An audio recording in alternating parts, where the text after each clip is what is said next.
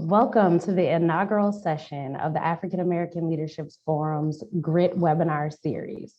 My name is Adora Land-Tolfree, and I'm the Director of Leadership Development here at AALF. I am both grateful and excited for your presence today. General housekeeping. Before we get started, please keep your microphone muted and feel free to use the chat for any questions or comments you may have. Before we start our session, I would like to share a labor acknowledgement with you. We acknowledge that much of what we know of this country today, including its culture, economic growth, and development throughout history and across time, has been made possible by the labor of enslaved Africans and their ascendants who suffered the horror of transatlantic trafficking of their people, chattel slavery, and Jim Crow. We are indebted to their labor and their sacrifice and must acknowledge the tremors of the violence throughout the generations and the resulting impact that can still be felt and witnessed today. Thank you. The African American Leadership Forum is an organization working to improve the lives of African Americans in Minnesota by building a cross-sector network of leaders and institutions that convenes, collaborates, and champions solutions. For 7 years, we have been operating the Josie R. Johnson Leadership Academy, allowing more than 100 fellows to sharpen their knowledge and tools. Shout out to all of the JRJLA alumni in the room today. Today, we are proud to build on our legacy of leadership development with the launch of GRIT, a comprehensive Black-centered leadership development training program. These trainings will uplift our unique experiences to navigate professional and community leadership by offering you the essential tools to grow, reflect, inspire, and transform your leadership journey.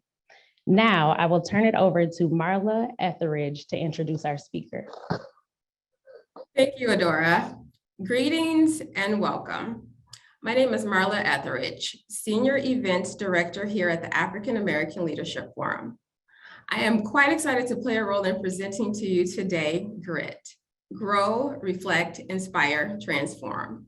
We at AALF have been plugging away, working diligently to curate impactful learning experiences as we shape our new GRIT Leadership Series.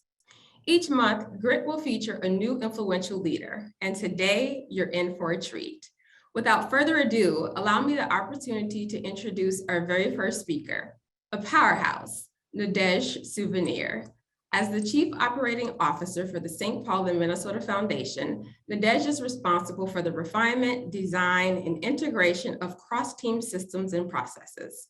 In 2016, Nadege launched Metro Pulse, serving of life in Dakota, Ramsey, and Washington counties. In addition to her operational leadership, in addition to her operational leadership, Nadege leads the Facing Race Awards, supports art in this present moment, and focuses on racial narrative change efforts. She co-hosts the Foundation's podcast, I So Appreciate You. Additionally, Nadege speaks and writes on equity in the workplace. Prior to moving to the philanthropic sector, she was a corporate litigator at Dorsey and Whitney LLP and Maslon LLP. Nadege also has quite the eye and ear for the arts. She's the chair of the Minnesota Opera Board of Directors, a member of the boards of Opera America and the Arts Partnership. She also serves on the advisory board for Fashion Week Minnesota. Nadege was the founding board chair of the Trademark Theater Board and has served on gala committees for the Walker Art Center and Guthrie Theater. Welcome, Nadege. Thank you, Marla, for that really warm welcome. And good afternoon, everyone. I'm so glad that you are here to join me to think about and to talk about thinking and acting strategically in your career. So one of the things I want to name up front is I'm a speaker that prefers to be in the room with people and to get interrupted with questions and to pivot when you need to pivot. And let's be honest, Zoom does not let us do that. Zoom does not let us be great. It's okay, but it's not great. And so what I'd love for you to do is if you have questions, feel free to put them in the chat, and folks will be watching for them. And if there's an opportune moment while I'm speaking, they'll raise them up, or otherwise we'll get to them at the end. But I want to make sure you don't lose any questions that you have. So feel free to drop them in the chat. And if I'm being really clever and I happen to see it in real time, I might just answer it live. You never know. Okay, so let me go ahead and get started with sharing. So we, get to spend some time talking about thinking and acting strategically in your career. And I want to name just from the jump, like, I am not an expert in this. And I am not saying that to set this up as like, well, it's going to be an okay presentation. I'm saying that because there are just so many different ways to approach the concept of thinking and acting strategically in your career. There are books written about this. There are college courses. There are theses. There are all sorts of things. What I am an expert on is how this stuff has kind of showed up in my career, but I'm not an expert on sort of the facts that are specific to you and your career. And so I'm hoping that over this next little bit, I will share with you some of the things that I have learned and experienced, and you should take from this time together anything and everything that resonates with you. And if something doesn't serve you, go ahead and put it away and don't worry about it, because that is also part of thinking strategically about your career, is identifying what does and does not work for you.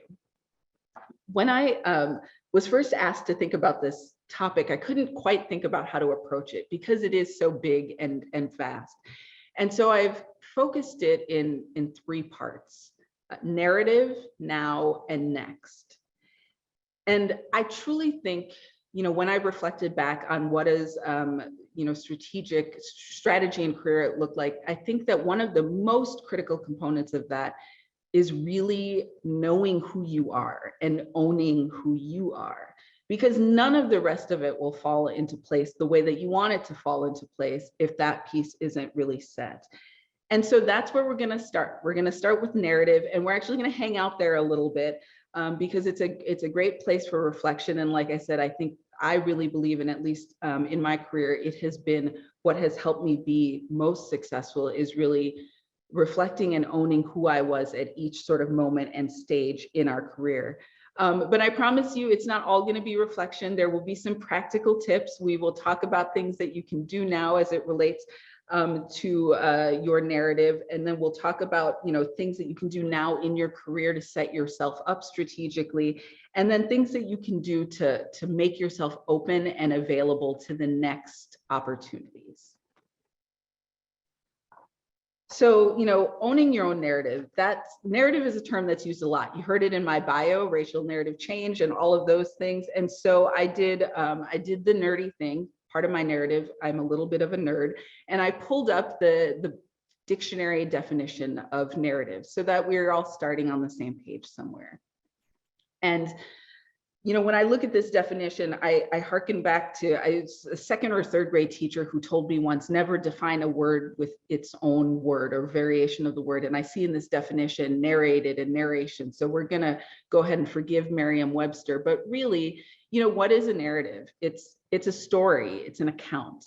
It's a representation of, in art, of an event or a story. And so, at its core, it's really the story. Your narrative is a story about you. And, we all have narratives about us. We have the ones that people tell about us. We have the ones that we tell about ourselves. We have those stories that have followed us since childhood. Some of the, experiences of college that have tailed us. And, occasionally we have that story about that one time that we don't like to talk about that much, but we can't seem to make people stop talking about it. I mean, all of those pieces combine into like who we are as a person. And that's the person that shows up at any aspect of your career. Try as you might to separate those two, they are one and the same. And what I have observed in my own career and those of friends is a lot of times we give power to narratives that don't serve us. And we let those narratives that don't serve us lead us to decisions or strategies or even whole careers that we're not supposed to be in because we're so busy being trapped by a narrative that, you know, didn't sort of make sense for us. And so narrative change is not just sort of one of those grand concepts that, you know, people are doing programmatic work about. I think that it's something that we all need to consider doing in our own personal lives as we think about who we are and how we show up.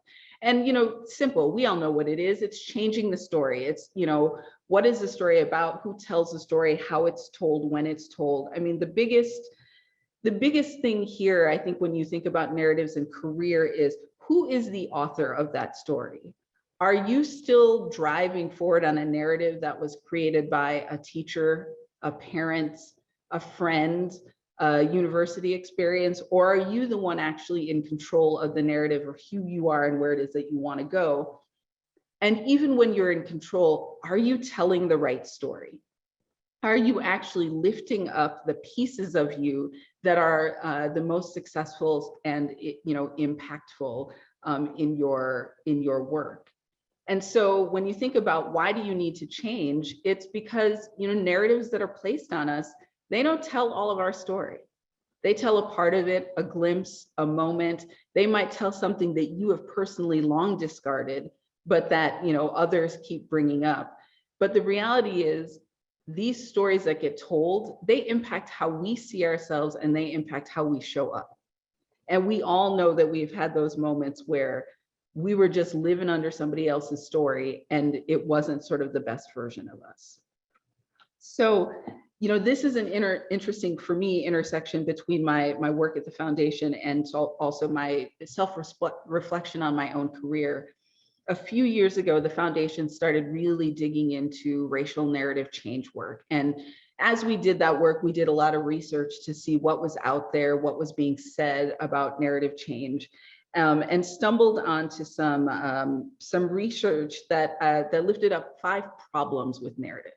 You know, reasons that narratives need to be changed. And, you know, they certainly apply in sort of a broader global sense, but as I reflected on my career, as I prepared for this presentation, it occurred to me that they actually show up in our individual narratives. And sometimes when you understand what the problems are with a narrative, that can actually provide you the opportunity or the window to fix it or to change it or to do something different. So we're going to talk about you know, these 5 problems with narratives. And so the 5 categories are underrepresentation, exaggerated negative representations, limited positive associations, problem frame, and missing story.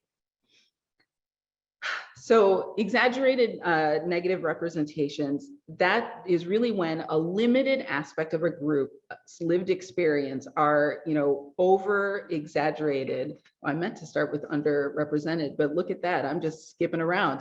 So underrepresented is, you know, relative to a group's representation in a community, in a space. Their stories are underrepresented in the narratives that shape how we perceive the world.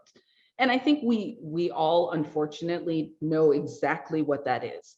Let's just take very specifically in the 7-county metro, the population is approximately 25% BIPOC. So that would mean that we would expect to see, at a minimum, let me be clear, I mean minimum, 25% of stories, content, information, all sorts of things in this 7-county metro, in the whole of the 7-county metro, to be sort of BIPOC focused in some way. I think we all know that that's not true. Like, we see moments of it and pockets of it, but it has not consistently been even at least that. And I think we can all agree it should be more than that. But what we know is our lived experience is not represented to its fullest in the whole of the community. And I think that that shows up in individual narratives. When you know, sort of think about the whole of who you are, you know, are there things that no one ever talks about, or you never talk about, that you might be good at, skills that you have? When you think about your resume or the jobs that you apply for, are there aspects of how you show up that you never lift up for some reason. And so, what I will share for you is, I have always thought myself to be somewhat creative. I don't know, maybe it's being the oldest of 5 siblings and I had to find a way to, quiet down my brothers when, the grownups were doing what they were doing. But finding creative ways to engage people has always been something that I've been naturally good at. I have never once put that on a resume. Why not? Why wouldn't I talk about that? If it's something that I'm good at, why wouldn't I share it as one of the set of skills that you could get if you had the privilege of hiring me?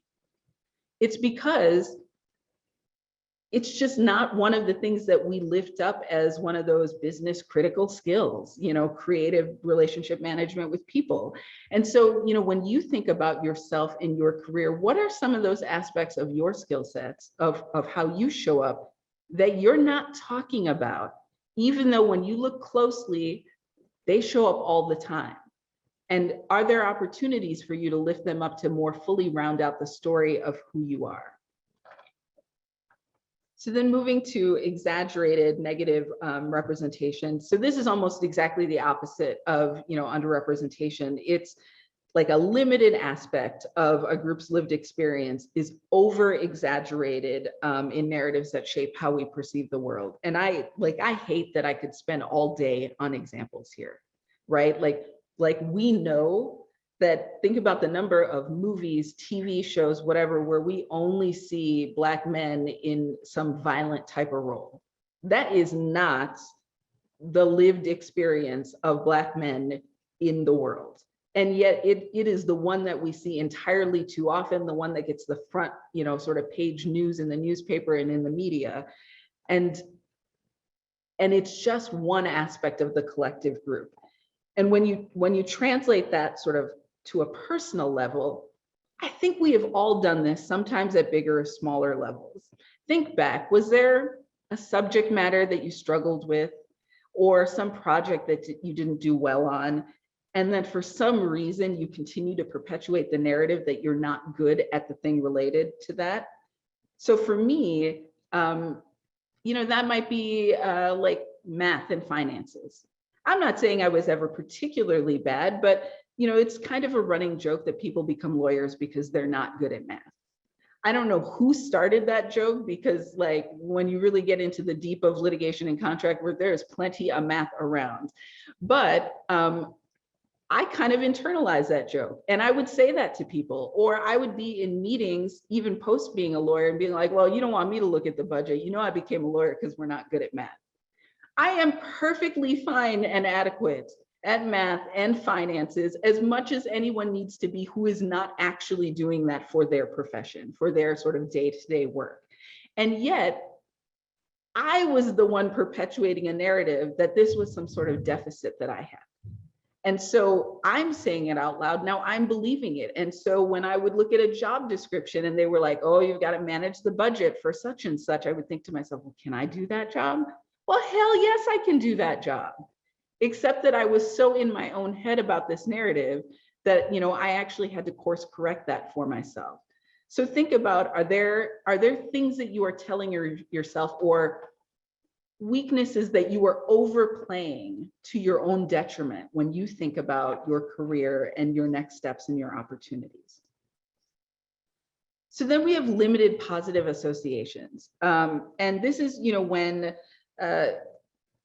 even when a group is portrayed in a sympathetic manner, they're really absent from full narratives, from the whole of a narrative.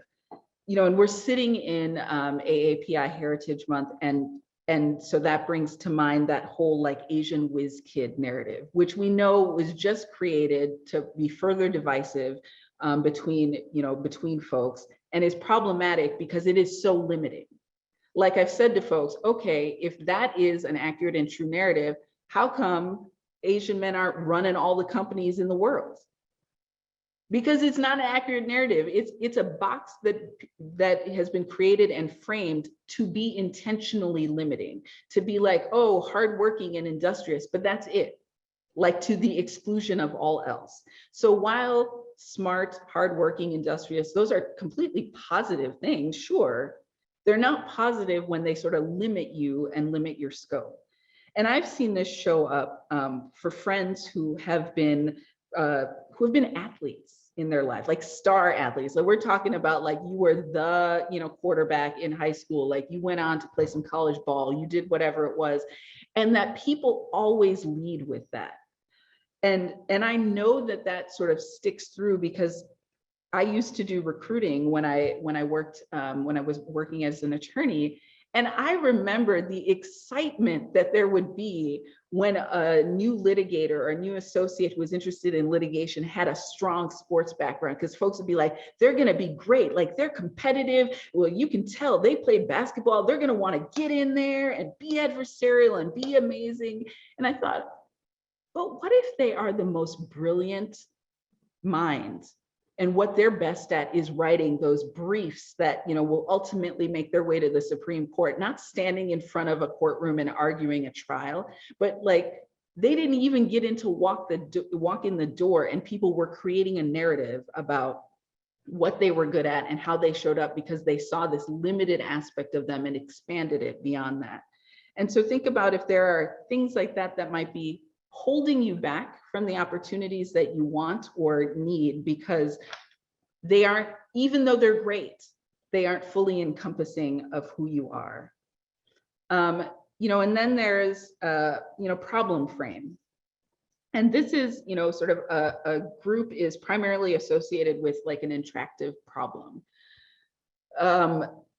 And when I think about this, the one I hate that sort of makes me angry, there's so many, is the welfare queen, right? That was created to be intentionally racist, divisive, inaccurate, to create a narrative around what that means and who is taking advantage of those systems and all of that. It's a problem. It's a significant problem, but it perpetuated. And so what are the workplace equivalents to those sort of problems? And the one that stuck out with me, largely because I recently had a conversation about it with some girlfriends, is the angry Black woman.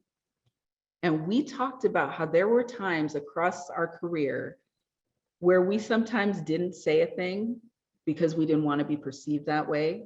We took a different approach when there was a direct and clear way to just say, hey, could we explore another avenue? Because we didn't want to be sort of have that narrative put on us. And when I think about that, frankly, it makes me angry. But it just makes me think that sometimes we have to move past these limiting narratives and actually say and do the things that we need to in our career, in the moment at work, despite the fact that we might think that it may show up in a way, because again, it's not the whole of us. And then finally, missing stories. I mean, we know this. There are stories across all sorts of groups that are not the dominant group in any particular culture have been sort of missing and excluded and intentionally removed from the narrative. And when you think about this in your personal life, are there things that you have done or not done, that you have not talked about, that have essentially been missing? And I'm going to actually give you a really great one from my bio that Marla read earlier today. She talked about how in 2016, I launched East Metro Pulse. Well, I got to tell you, in 2016, when I talked about East Metro Pulse, I would say out of my own mouth, in 2016, the foundation launched East Metro Pulse, a community vitality survey of Dakota, Ramsey, and Washington County residents. Okay, no, the foundation did not launch East Metro Pulse. I did. It was an idea that, was sort of conceived by a group as something we can do and handed to me to execute. And what it is and what it looks like and how it shows up and how often it shows up was all of my doing. And I am going to own that it literally took me 2 years before I started actually reframing that sentence and saying, in 2016, I launched East Metro Pulse. And you can see immediately what the difference is there, because if I'm going to a job interview or if I'm talking to somebody about my skills and what I've done, they don't care about the foundation launching a thing, but they will care that I launched it, that I did that work. And so think about where in your space of your career you are sort of hiding narratives and not really sort of saying the full experience of what you have done. And when you think about narratives, they're not fixed. They can be one thing 5 years ago, but what they are now will change because we change, right? We've done new things, we've gained new experiences, but they do compound. So if you don't course correct sort of problematic narratives, you sort of pick them up and they slowly and surely seep their way into the narratives as you continue. So I'm actually going to sort of quickly walk you through my narrative and how I got to where I am today, and show you how some of the narratives and some of the problematic ones followed me. So you get to, go through a little bit of a photo book moment with me now. Oh, look at her, isn't she cute? Well, this little cutie is the firstborn of 5. The firstborn in the US to Haitian parents, was, according to my mother, a fast walker and a fast talker. I was smart and I was supposed to make my parents proud. That was a narrative put on me before I could even say my own name. And so that narrative sort of carried through and showed up at this little one. This version of me, is the ultimate rule follower. Goody goody, whatever name you want to give it, that was me. Teachers loved me because, right, I was quiet and I was obedient and I followed the rules because I understood that that was what I was supposed to do, even when I was uncomfortable, even when I thought something was wrong. I did everything in my power to assimilate because that's what I understood that my parents wanted me to do. They wanted me to be the best, I certainly had that conversation. You got to be twice as good to get half as much. And so I was doing everything in my power to be twice as good, to just get a little piece of it. And, I was also a people pleaser. Now you're saying, why are you sharing this narrative about what happened to you? I don't know, I think it was about 2nd grade there, give or take. Well, because that's who showed up in my first few jobs. That's who I understood that I was supposed to be at work, in the interview, and in the employment setting. Now, I'm not going to walk you through all of my jobs because that would take entirely too long, but I'm going to jump you to this. I'm going to jump you to the baby lawyer me. That's the slightly blurrier picture because I had no idea where to find that picture. And the lawyer who was just about to leave the practice. That baby lawyer showed up and she had just gone to law school. And I can tell you, I made my parents proud with that one. So they were real excited, got a job at a law firm. And what I was supposed to do was put my head down, do good work, become a partner, and ultimately be very successful as a lawyer, and sort of have this space that my parents could, go back and talk to family and friends about me and how I showed up and who I was. I think I knew pretty early on in being an attorney that I was not meant to be an attorney. The problem is that would not have gone consistent with the narrative. Who goes to law school and incurs that kind of, time and debt and expense and then, bows out after a couple of years? So I stuck it out for 8 years. And at about 6 years, I was fairly confident that I needed to go. But this is one strategic move that I wanted to share. Is there was one aspect of the law, employment law, which I had not yet had an opportunity to practice. And what I realized about myself, even though I was still figuring my narratives out, is if I left the field of law without attempting to practice employment law, I would always have doubts that, did I make a mistake? Had I done this, would I be that successful lawyer that my mom wanted me to be, that my dad wanted me to be, that everybody else wanted me to be? And so I took an opportunity at about 6 years, and I jumped to a new law firm to practice employment law. And it did not take all of that 2 years for me to realize that I needed to go. I needed to no longer be in the field of law. And so that's when I did one of the first sort of pivots in my career that was inconsistent with the narratives being put upon me. I changed course. I left the practice of law. I left a course. I was on the precipice of making partner, and I came into the nonprofit space, which was inconsistent with everything I had done to that point, but was consistent with the narrative that I had been suppressing for myself, that I was supposed to be doing something else. And so we're going to jump into, me being in this space, and I'm going to share another pivotal moment in my narrative with you. So I've now been in the philanthropy space for 6 years, and it has been a good fit, but there are still things that I've been working out about the balance of my personal narrative, how I show up in my personal life with friends, with family, and how that relates to my employment life. I don't know about you all, but I tried to keep those two things very, very separate. But then in the summer of last year, I was diagnosed with early stage breast cancer and underwent a double mastectomy.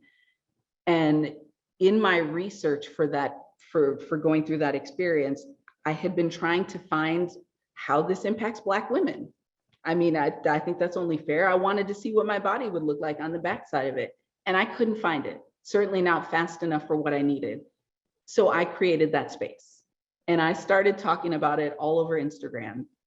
And I've got colleagues following me, I've got bosses following me, I've got, you know, recruiters following me. And all of a sudden, my narrative became bigger than, oh, you're that person who does the really good work at the foundation, but it became about my bravery, my strength, my willingness to sort of expose stories that are not often told. I mean, y'all, if you follow me on Instagram, you will see and know too much about me, but I think that that's important because I've now recognized that that is a part of my narrative that needs to show up with me in all spaces, not just with friends, not just with family, but also at work.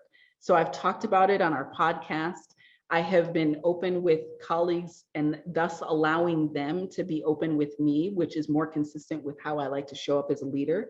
And so I'm sharing all of that to say that all of those pieces sort of built into the person that we are, you know, that you all are listening to now, and I hope is providing you with some productive and useful information and ways to think about your career. And so you take all of that theoretical stuff, and what does it look like? Examples of practical career narratives. You got a resume, elevator speech, and social media. And this is actually a moment where I want a little bit of audience engagement. So we've got a poll question here about when is the last time you have updated a resume. So I think we should be seeing a poll question shortly, hopefully.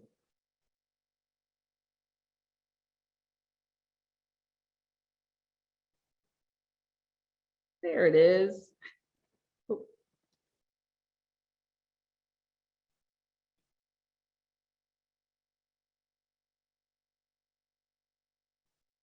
All right, I saw that pop up real quick. Perfect.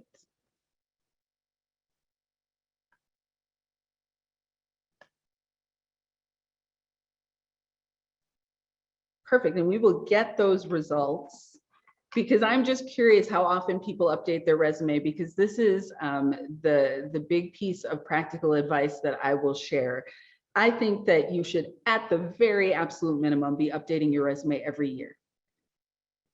Oh, look, oh, y'all are good. Look at you. I'm not gonna ask if the Great Resignation is a part of the 69% of you who have updated your resume in the last 6 months, but I appreciate the candor of those who said, I have no idea. The reality is I think a lot of people kind of create a resume and they don't pay a lot of attention to it until they need that next opportunity. And what I will tell you is you don't wait for an opportunity to update your resume, update it regularly and update it after big events. So if you just knocked out a killer project at work that you led and you just, you know, you smashed it, right? Pull that resume out and talk about it while you are in the sort of heat and passion of that moment. The other thing that I will say about resumes is one piece of paper cannot capture the whole of you.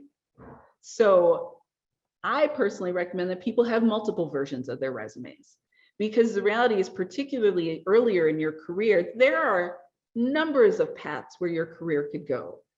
So if you only got one resume, you are basically only inviting one set of people to be interested in who you are and your skills. And so I always take the time to, you know, have had multiple resumes. And when I'm applying for jobs, especially the ones I really, really want, I tailor my resume so that it matches the narrative that the employer has given me in their job description.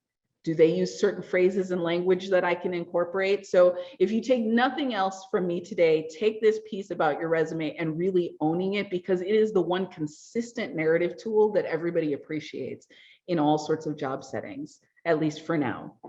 At some point, it'll be like TikTok videos, and I don't know how to do that. So I'll hopefully be out of the industry by then. The other pieces are, you know, an elevator speech. I have never been particularly good at these, but you know, when people are great at elevator speeches, it's memorable and it gives you an opening and a way to talk to them. So people used to say, oh, what do you do? And I'd say, I'm a lawyer, period. That is not interesting. Are you kidding? Like, there's nothing there. What I should have been saying is, oh, I'm a complex commercial litigator who's recently been focusing on financial incident, whatever. Like, I should have been saying something for somebody to grab onto and actually like continue a conversation with me. So when you think about how do you describe yourself, don't think about what is it, the thing that I do. Think about what can I say that's going to make somebody be like, I want to keep talking to you. And finally, social media. To be clear, not advocating the use of social media. Don't use it if you don't like it, it doesn't serve you. But if it does serve you, consider that it's another way to embellish your story. It gives people an avenue, particularly if you make it public, to who you are and what you look like, and creates a more wholesome picture. And like I said, on my social media, particularly my Instagram, in the last 8 months or so, I have shared a part of me that no one has ever seen before, in the sense that I was vulnerable. I was, sharing sort of really personal moments.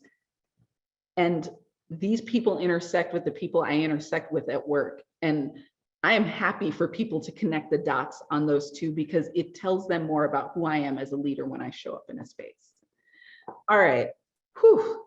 We got through the narratives, but you're like, all right, great. But like, now what? Like, now I'm in this job and I'm trying to do some stuff. And Nadege, tell me something that I can do right now that is helpful, in my job. Oh, we froze a little bit there. There we go. So in the now, so you have a narrative that you've worked on, you've played with, you're adapting over time, but like, what can you do right now in any role that you're in to set yourself up for your career and your future? So, these three things seem really simple, but I think they're worth naming. It's, highlight your strengths and work on your weakness. In every single role that we have, we got the stuff that we love to do and we're awesome at. There's the stuff that we're awesome at, but we're like, okay about doing. Then you got the stuff that you're like, all right, it's part of my job, I gotta do it. Then you have the stuff that like you hate, right? It's like full on a weakness. It's the stuff you put at the bottom of your to-do list and you try not to get to it. And if you can pawn it off on somebody else, you do. Both of those things need to be worked on. And so like whenever you have the opportunity to lean into something that you're really good at, lean into it. So when I was a young lawyer, one of the things I was really good at was solving unsolvable problems. Partners would come with questions and be like, there's no case law on this issue, but I want to make this argument. How do you make it? Oh, I was great at that. Give me some weird, funky argument that didn't have any like strong historical basis. I could find the path to an answer. What I wasn't as great at is holding on to all the details that young associate lawyers were supposed to hold on to. We were supposed to be the ones managing the teamwork, the day-to-day, the knowing how many interrogatories had been filed, knowing all the discovery deadlines, like all of that kind of management, super important.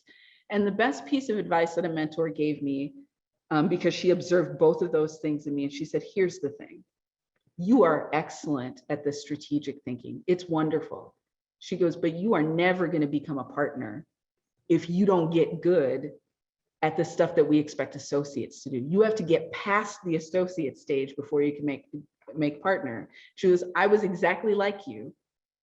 And she goes, now I get to be the partner and you get to be my associate. So it was a good pairing in that she could be a mentor in that way, but she was just like, you have to get good enough that when we pair your weaknesses with your strengths, the package is just alluring and everybody sort of wants a piece of being in the business of you. And then the last thing that you can do in the now is learn from everyone. One mistake that I have seen or I've observed is that particularly earlier in your career, you think, oh, I need to learn from the leaders. Like, can I get coffee with the CEO? Can that vice president be my mentor? Stop. Literally every person in every place that you have ever worked is capable of teaching you something that you did not know. And you have the privilege of being surrounded by all of these people. And if you work at some place great, they're probably experts in what they do. And so, don't miss the opportunities to learn from the people that sit next to you, across from you, up and down and sideways on the org chart, because it's not always the people that are, where you might envision your future being, but it's the people right next to you that might give you that tip that goes, oh, that illuminates for you something about yourself, your leadership style, your work, and your goals. And so, these are 3 things that you can sort of do in the now as you think about your career, but like, what can you do to set up the next part of your career? And what you can do is be prepared. So luck favors the prepared is Edna Mode from The Impossibles, for any fans of that movie. I really like that quote because I think it's so real. The reality is a lot of people who are successful are lucky because there was a right place and right moment, but they're not lucky in the absence of talent, skill, and hard work. They're just lucky in that moment. And so what can you do to sort of set yourself up to be lucky? One of the really great things that you can do is establish a personal board of directors.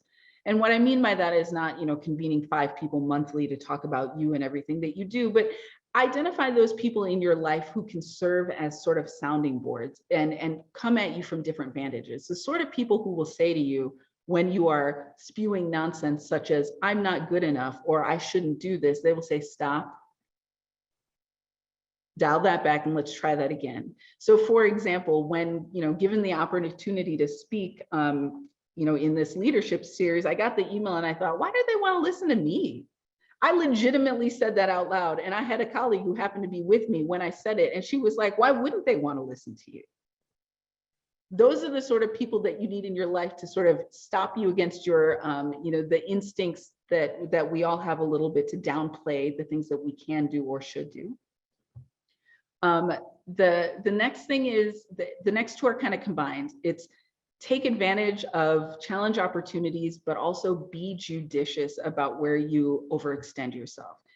And I will explain it this way, that there are those folks who say yes to everything, right? There's a new project, I'll be on that team and I'll do this and I'll do that. And they do everything. And what I've observed about those folks is that they aren't seen as leaders. They're seen as a person to add to your team, as doers.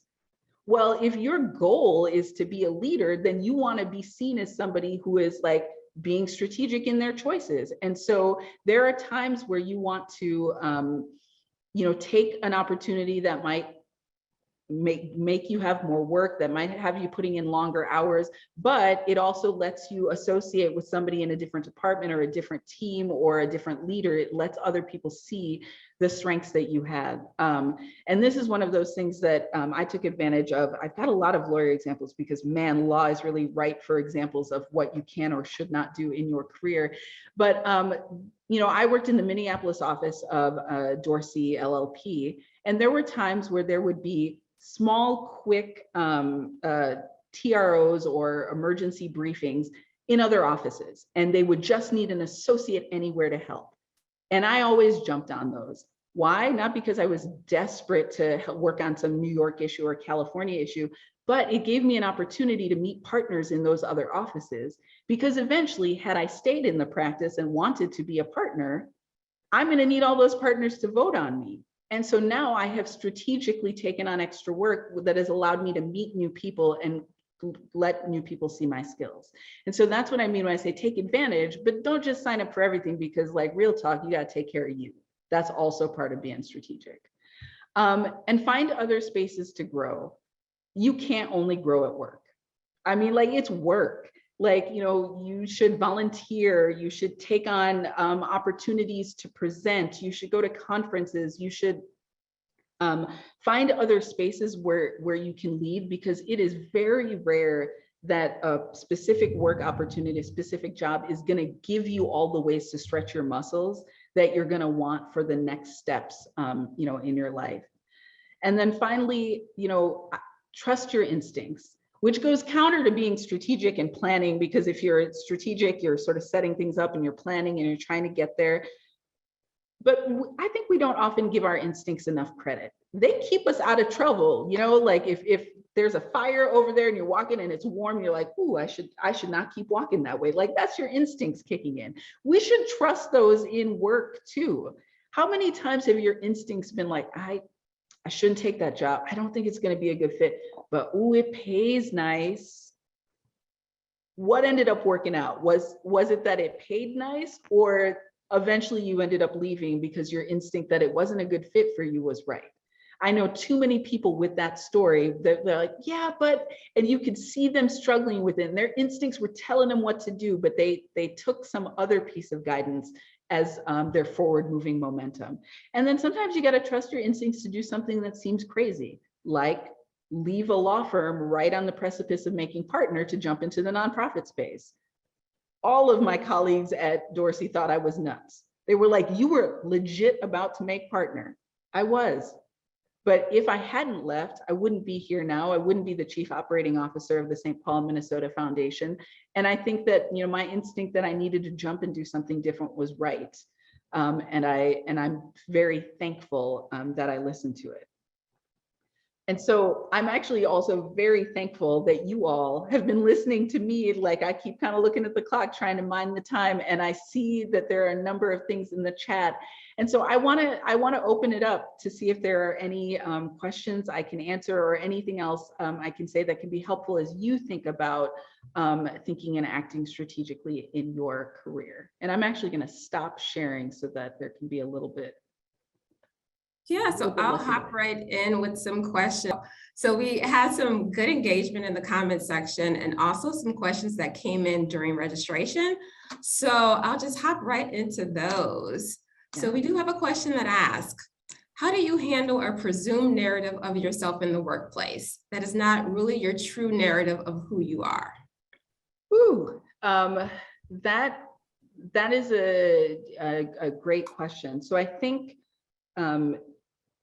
that requires a little investigation. Like, why is there a presumed narrative, and why isn't it who you are? Are you doing anything to contribute to it? So that's the first thing, because that's the easiest thing to control. If you are inadvertently doing anything to contribute to a presumed narrative, once you sort of do that assessment, then go ahead and stop doing that stuff if that's not what you want. Now, if it's a narrative that is being forced upon you, and I've had this situation at my first law firm, I did experience a period of time where I was sort of under a narrative where it was, oh, you know, she can't really handle the big cases. She can't do this because I just had a interpersonal conflict with someone.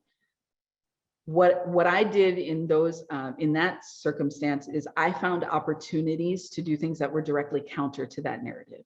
So I tried to work with other people, other partners, other cases, so that I could actually be sort of putting into the space something that directly didn't align. Like, I know that it's not, you know, it's not a perfect solution, but I do think the first thing to do is interrogate the presumed narrative, control what you can control, and then figure out if there are ways that you can counter it. That's great advice. We do have another question. What are some tools people can use to get out of their own head to get ahead? Sometimes we can get trapped up in our own thoughts. How do we get out of that?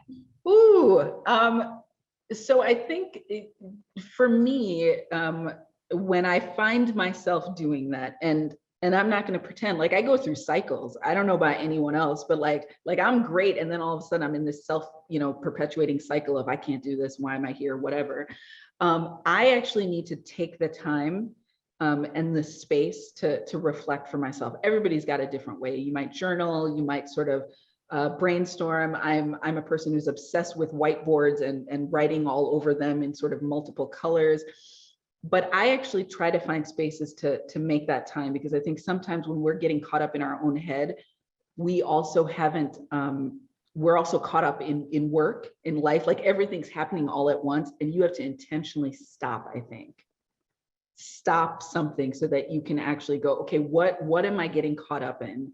And, you know, how can I fix it, or how can I find someone to help me sort of adapt? Absolutely, that's great advice, being intentional and mindful.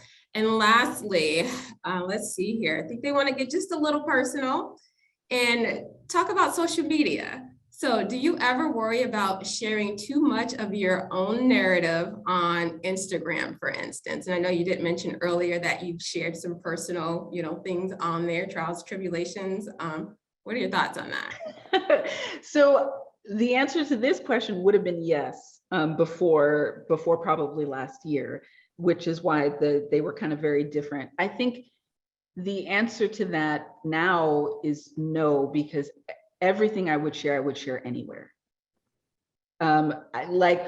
Real talk, find me on Instagram, you will see my reconstructed breast. I'm just gonna like lay that plain for you. That's what I'm talking about when I'm talking about I've been sharing some stuff.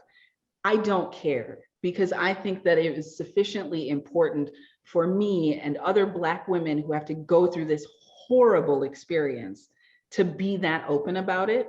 And so if somebody's got a problem with me sharing that, then they're probably somebody I do not need to be affiliated with personally, somebody who can maybe just go ahead and step out of the way. And if it's a job opportunity I'm moving forward, if that's something that makes them uncomfortable, then I'm not the right person for them, and they're not the right place for me. Right.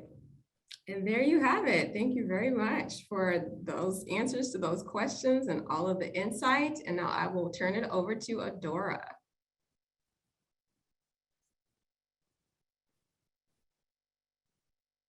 All right, I'm back. Wasn't that an amazing session? Thank you, Nadege. Thank you everyone for attending today. Please share any feedback with us via the survey link that will be put in the chat, or the survey that we will also follow up with you via email. Please also look out for additional information for the next grid session. Thank you so much for your time, and we look forward to seeing you soon. See y'all later.